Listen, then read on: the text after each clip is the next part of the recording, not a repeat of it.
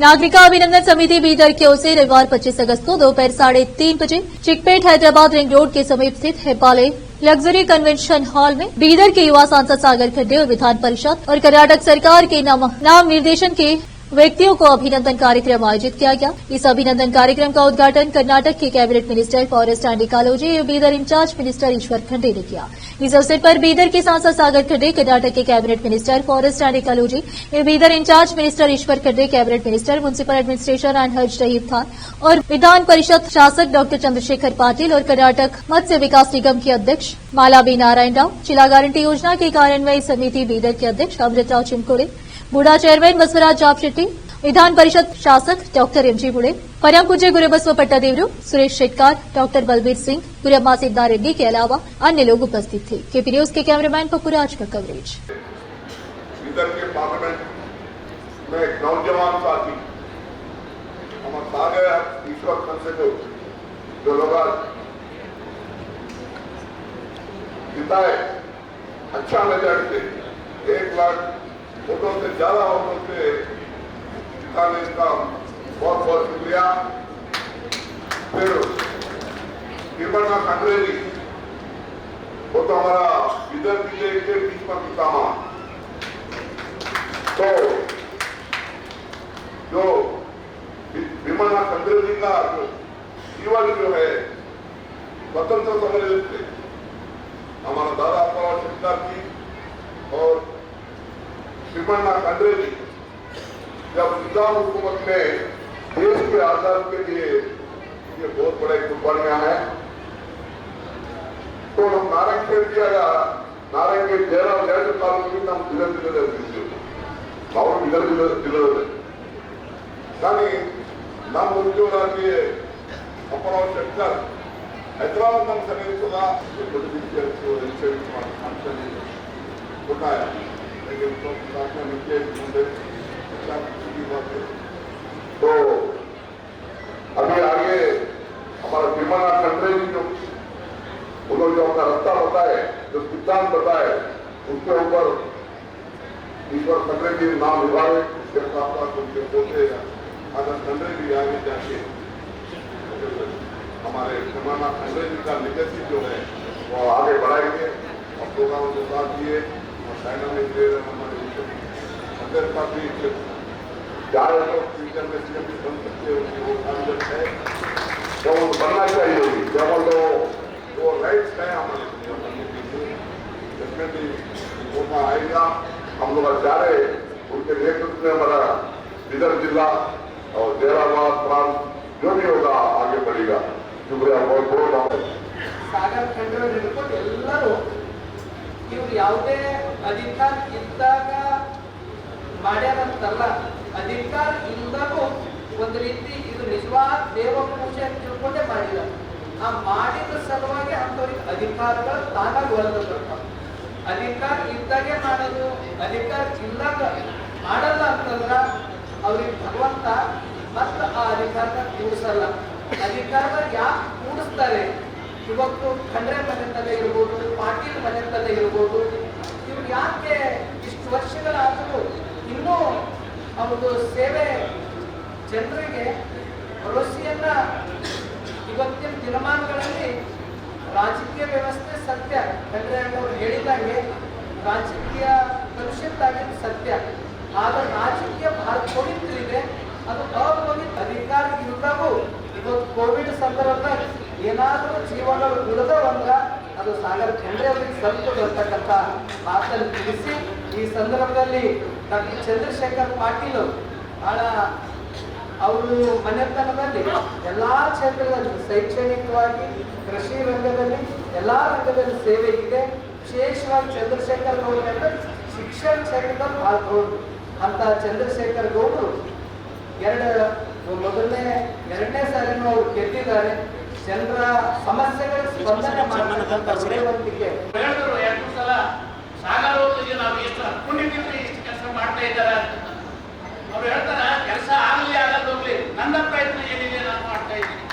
ಸಾರ್ವಜನಿಕರ ಸಲುವಾಗಿ, ಒಂದು ಜಿಲ್ಲಾ ಅಭಿವೃದ್ಧಿ ಸಲುವಾಗಿ ನಾನೇನಾದ ಆ ಕೆಲಸ ಮಾಡ್ಲಿಕ್ಕೆ ನಾನು ಆಡಿಸ್ಕೊಟ್ಟಿದ್ದಾರೆ, ನಾನು ಮಾಡ್ತೀನಿ ಅಂತ.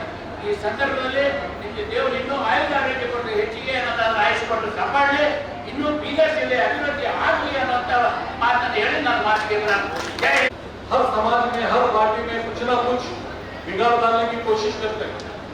तो ये बिदर की जनता पूरी जिम्मेदारी से कोई किसी के जबान पे कोई बात नहीं, सिर्फ एक डेवलपमेंट काम और गरीबों का काम हम सब मिलके बिदर में करना है। तो मैं सागर के ऊपर जो आज एमपी हैं, तो जनता का भी बहुत ही उनके ऊपर प्रेम, प्यार, विश्वास है और जरूर वो कर रहे हैं और जरूर करेंगे। और आने वाले दिन में भाई है, ईश्वर साहब है, पूरी सरकार है और हम सभी लोग यहाँ से बैठे हैं, जितने लोग मिलके इधर के डेवलपमेंट के लिए काम करेंगे। इधर में भी 500 करोड़ का काम चालू होने वाला है 2 महीने के अंदर, 500 करोड़, जिसमें अलग अलग डिपार्टमेंट है और खुद मेरे डिपार्टमेंट से मैं 300 करोड़ रुपीज दिया हूँ इधर के, वो भी 2 महीने में काम होगा।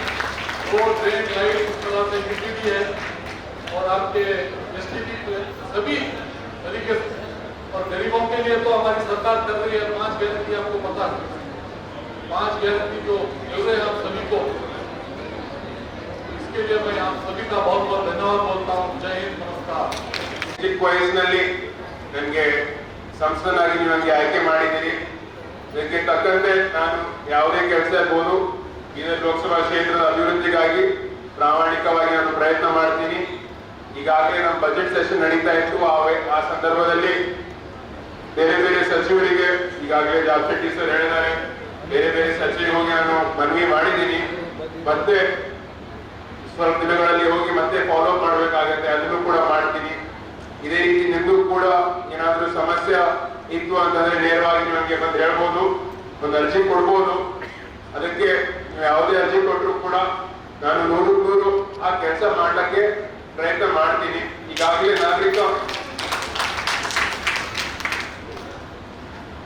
ನಾಗರಿಕ ಅಭಿನಂದನಾ ಸಮಿತಿ ಹೆಬ್ಬಾಳೆ ಸರ್ ಒಂದು ಅರ್ಜಿ ಕೊಟ್ಟಿದ್ದಾರೆ.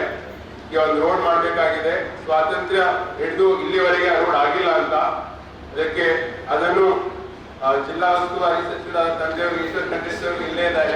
ಅದಕ್ಕೆ ಅವ್ರ ಪರವಾಗಿ ನಾನು ಭರವಸೆ ಕೊಡ್ತೀನಿ ಕಿ ಆ ರೋಡು ಬೇಗ ನಾವು ಕೆಲಸ ಮಾಡಿಸ್ಕೊಡ್ತೀವಿ ಅಂತ. ಇನ್ನೊಬ್ಬರು ನಮ್ಮವ್ರು ಬಂದು ವೇದಿಕೆ ಮೇಲೆ ಅರ್ಜಿ ಕೊಟ್ಟರು. ಆದ್ರೆ ಇದು ಬಹುಶಃ ಆಗೋದಿಲ್ಲ ಅಂತ ನನಗೆ ಅನ್ಸುತ್ತೆ. ಅವ್ರೇನ್ ಕೇಳ್ಕೊಂಡಿದ್ದಾರೆ ಅಂತಂದ್ರೆ, ರಾಷ್ಟ್ರೀಯ ಪದ್ಮಶ್ರೀ ಪ್ರಶಸ್ತಿಗಾಗಿ ನಮ್ಗೆ ನಿಮ್ ಶಿಫಾರಸ್ ಪತ್ರ ಕೊಡ್ರಿ ಅಂತ. ಆದ್ರೆ ಬಹುಶಃ ಎಲ್ರಿಗೂ ನಾವು ಈ ರೀತಿ ನಾವು ಪತ್ರ ಕೊಡಕ್ ಆಗಲ್ಲ. ಅದಕ್ಕೆ ಯಾರೇ ಒಂದು ಬೇಡಿಕೆ ಮಾಡಿದ್ರು ಅವ್ರಿಗೆ ನಾವು ಗೌರವ ಕೊಟ್ಟು ಅದು ಸ್ವೀಕಾರ ಮಾಡ್ಬೇಕಾಗತ್ತೆ. ಆದ್ರೆ ಇದರಲ್ಲಿ ಕೆಲವು ಕೆಲಸ ಆಗುತ್ತೆ, ಕೆಲವು ಕೆಲಸ ಆಗೋದಿಲ್ಲ. ಎಲ್ಲಾನೇ ಕೆಲಸ ಆಗುತ್ತೆ ಅಂತಲೂ ನಾನು ಯಾರಿಗೂ ಭರವಸೆ ಕೊಡಕ್ ಹೋಗೋದಿಲ್ಲ. ಅದಕ್ಕೆ ಯಾವುದೇ ಕೆಲಸ ಇದ್ರೂ ನಾನು ಪ್ರಾಮಾಣಿಕವಾಗಿ ಪ್ರಯತ್ನ ಮಾಡಿ ಬೀದರ್ ಲೋಕಸಭಾ ಕ್ಷೇತ್ರದ ಅಭಿವೃದ್ಧಿಗಾಗಿ ನಾನು ಕೆಲಸ ಮಾಡ್ತೀನಿ ಅಂತ ಅನ್ನೋದು ನಿಮ್ಗೆ ಭರವಸೆ ಕೊಟ್ಟು, ಮುಂಬರುವ ದಿನಗಳಲ್ಲಿ ನೀವು ಯಾವಾಗಲೂ ಬಂದು ಭೇಟಿ ಮಾಡ್ಬೋದು, ಹೇಳ್ಬೋದು. ಸಮಸ್ಯೆ ಚಿಕ್ಕದಿರ್ಬೋದು, ದೊಡ್ಡ ಸಮಸ್ಯೆ ಇರ್ಬೋದು, ವೈಯಕ್ತಿಕ ಸಮಸ್ಯೆ ಇರ್ಬೋದು, ಯಾವುದೇ ಸಮಸ್ಯೆ ಇರ್ಬೋದು. ಯಾಕಂತಂದ್ರೆ ನನ್ನ ಅಭಿಪ್ರಾಯ ಪ್ರಕಾರ 2 ರೀತಿ ಅಭಿವೃದ್ಧಿ ಇದೆ. ಒಂದು ರೀತಿ ಅಭಿವೃದ್ಧಿ ಏನಂತಂದ್ರೆ ನಾವು ಅನುದಾನ ತರಬೇಕು. ಇನ್ನೊಂದು ಅಭಿವೃದ್ಧಿ ಏನಿದೆ ಅಂತಂದ್ರೆ ಆಲ್ರೆಡಿ ಇರೋ ಅನುದಾನದಲ್ಲೇ ನಾವು ಕೆಲಸ ಮಾಡಿಸ್ಬೇಕಾಗತ್ತೆ. ಸಾಕಷ್ಟು ಅಧಿಕಾರಿಗಳು ಮಾತಾಡಿ ಎಲ್ಲೆಲ್ಲ ಅನ್ಯಾಯ ಆಗ್ತಾ ಇದೆ, ನ್ಯಾಯ ಪರವಾಗಿ ನಾವು ಹೋರಾಟ ಮಾಡ್ಬೇಕಾಗತ್ತೆ, ಕೆಲಸ ಮಾಡ್ಬೇಕಾಗತ್ತೆ. ಇವೆಲ್ಲ ನಾವು ಮಾಡ್ತೀವಿ. ಬೀದರ್ ಯೂನಿವರ್ಸಿಟಿ ವೈಸ್ ಚಾನ್ಸಲರ್ ಕೂಡ ಹೇಳಿದ್ದಾರೆ, ಬೀದರ್ ಯೂನಿವರ್ಸಿಟಿಗೆ ನೀವು ಸ್ವಲ್ಪ ಅನುದಾನ ಕೊಡ್ರಿ, ಕ್ಲಾಸ್ ರೂಮ್ ಕಟ್ಸ್ಕೊಡ್ರಿ, ಮತ್ತೆ ಸ್ವಲ್ಪ ಟೇಬಲ್ ಬೆಂಚಸ್ ಕೊಡ್ರಿ ಅಂತ.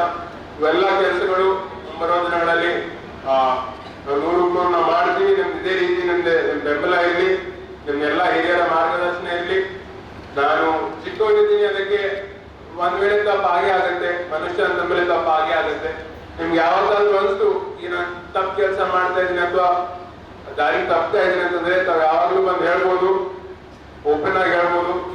ಹಿಂಗೆ ನೀವು ತಪ್ಪು ಮಾಡ್ತಾ ಇದೀರಿ, ನೀವು ಸುಧಾರಣೆ ಮಾಡ್ಕೋಬೇಕಂತ. ನಿಮ್ಗೆಲ್ಲರೂ ಫೀಡ್ಬ್ಯಾಕ್, ಸಲಹೆಗಳು ಕೇಳಿ ಮತ್ತೆ ಹೆಚ್ಚಿನ ರೀತಿಯಲ್ಲಿ ಕೆಲಸ ಮಾಡಕ್ ನಾನು ಪ್ರಯತ್ನ ಮಾಡ್ತೀನಿ ಅಂತ ಹೇಳಿ ಮತ್ತೊಂದ್ಸಲ ನಾಗರಿಕ ಅಭಿನಂದನಾ ಸಮಿತಿ ಹಾಗೂ ಡಾಕ್ಟರ್ ಹೆಬ್ಬಾಳೆ ಸರ್ ವಿಶೇಷವಾಗಿ 1 ತಿಂಗಳು 2 ತಿಂಗಳಿಂದ ಅವರು ಫಾಲೋ ಅಪ್ ಮಾಡ್ತಾ ಒಂದು ಡೇಟ್ ತಗೊಂಡು ಈ ಕಾರ್ಯಕ್ರಮವನ್ನು ಯಶಸ್ವಿ ಮಾಡ್ಲಿಕ್ಕೆ ಅವರು ಕೆಲಸ ಮಾಡಿದ್ರ ಜೊತೆ ಎಲ್ಲ ನಾಗರಿಕ ಅಭಿನಂದನಾ ಸಮಿತಿ ಎಲ್ಲ ಸದಸ್ಯರು ನಿಮ್ಗೆಲ್ಲರಿಗೂ ಯಾರ್ಯಾರು ಇವತ್ತು ಬಂದಿದ್ದೀರಿ ಎಲ್ಲರಿಗೂ ಒಂದ್ಸಲ ನನ್ನ ಕೋಟಿ ಧನ್ಯವಾದಗಳನ್ನು ಸಲ್ಲಿಸಿ ನಾನು 2 ಮಾತುಗಳನ್ನು ಮುಗಿಸ್ತೇನೆ.